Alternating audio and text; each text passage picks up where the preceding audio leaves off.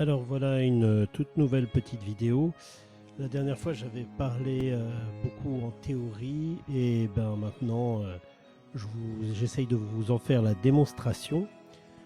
Donc ça va être centré sur le cernement et le non-cernement en fait, hein, l'utilisation du crayon dans le dessin, comment on travaille, comment dessiner. Ça n'est pas de détourer les choses, comme j'avais expliqué la dernière fois, mais vraiment de placer les ombres et les lumières.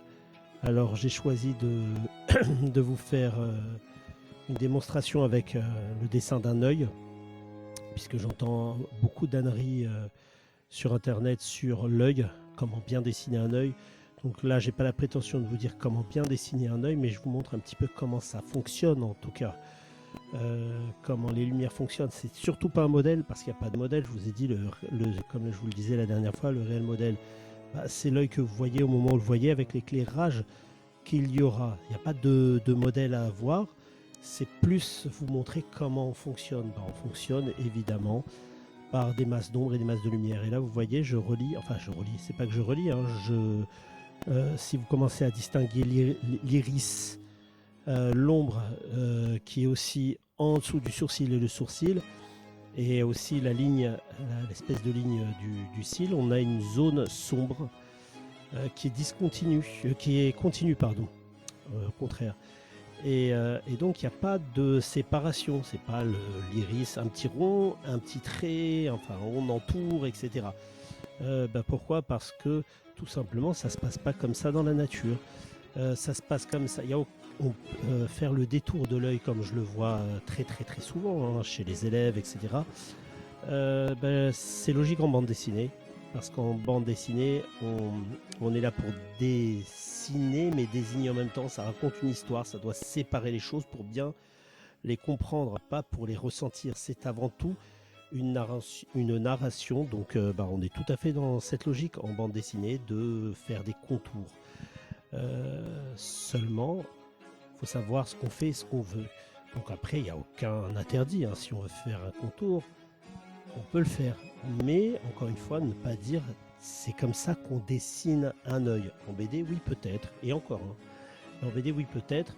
Mais la réalité, elle n'est pas. La réalité physique des choses n'est pas comme ça. Alors là, j'utilise une craie blanche pour ramener de la lumière. Donc le papier de base, il est mi-teinte, ça économise beaucoup de temps et d'énergie de ne pas partir sur du papier déjà blanc, puisque le blanc c'est déjà la lumière. Et quand on travaille avec des crayons, des fusains compressés, on ne fait que rajouter de l'ombre. Donc d'avoir un papier mi-teinte, ça permet de jongler un peu entre les deux. Alors vous allez voir, j'ai fait une petite sélection après pour ne pas juste montrer uniquement ce que moi je fais, de très grands peintres du passé, de très grands maîtres. Et pour cette sélection-là, j'ai tenu à prendre des artistes qui sont plutôt éloignés de ma propre pratique. C'est-à-dire que moi, je m'associe plutôt à, à ce qu'on dit, à ce qu'on appelait la peinture, le monde de la couleur, on appelle ça, même si on parle vraiment de peinture. Alors, Rembrandt, Velasquez, Titien, c'est-à-dire que c'est vraiment une conception charnelle, ombre et lumière de la matière vraiment présente. L'autre école étant celle du dessin, je ferai vraiment une vidéo juste là-dessus. L'autre école étant celle du dessin, diffère beaucoup parce qu'on est dans quelque chose de plus pensé, réfléchi. Et donc, pour essayer de montrer que malgré tout, même dans cette école dite du dessin, vous allez voir, on retrouve les mêmes choses. On retrouve ces mêmes façons de faire, c'est-à-dire de ne pas détourer les choses, mais de laisser vivre. Alors ça, c'est du Tipex. Voilà, on n'a aucun interdit, encore une fois, un petit héros de lumière avec du Tipex.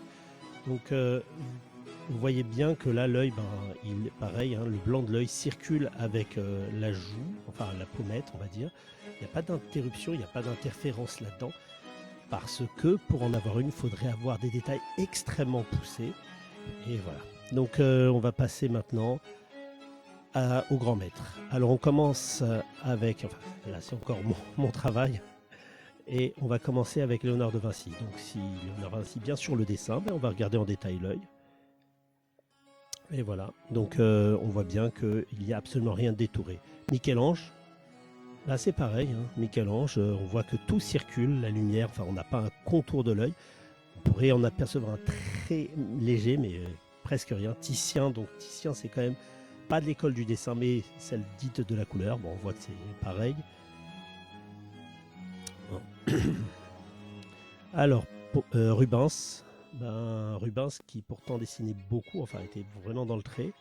Et on voit que c'est pareil, hein, même la même façon de faire, hein, de ne pas cerner, mais vraiment de faire circuler la lumière, l'ombre et la lumière. Alors Ingres, il va en avoir 3 successifs, et Ingres, pourquoi c'est important, là on voit bien aussi, parce que c'est probablement le dessinateur, le plus dessinateur, c'était un grand peintre, mais c'est vraiment l'école du dessin, c'est une référence totale pour lui, Raphaël et Poussin. Et on voit comme, malgré tout, ça circule, c'est tellement aéré, on voit les yeux là, comment hop, ça passe, le blanc de l'œil passe à la pommette sans aucune interruption. Alors un petit Manet, il me semble que c'est une petite gravure de Manet, un monotype, donc là ça parle de soi. Degas, pareil, hein, chez les impressionnistes, Degas, c'est vraiment le dessinateur, et il y a 2 dessins qui vont suivre, vous allez voir les yeux, on est exactement dans cette même conception. Voilà un autre Degas, on va faire le gros plan, vous allez voir à quel point ça n'est pas cerné.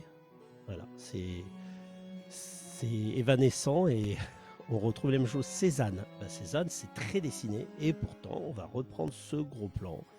Et voilà, on voit que le blanc d'œil passe, on voit qu'il n'y a pas le trait du dessous, là, le trait. Une photo, alors, oui, ça marche aussi sur une photo. Donc vous allez voir, on voit aussi, pareil, à peu près pareil, c'est la nature qui veut ça. Alors, si ça vous a intéressé, n'hésitez pas à mettre un pouce en l'air, à vous abonner et aussi à partager.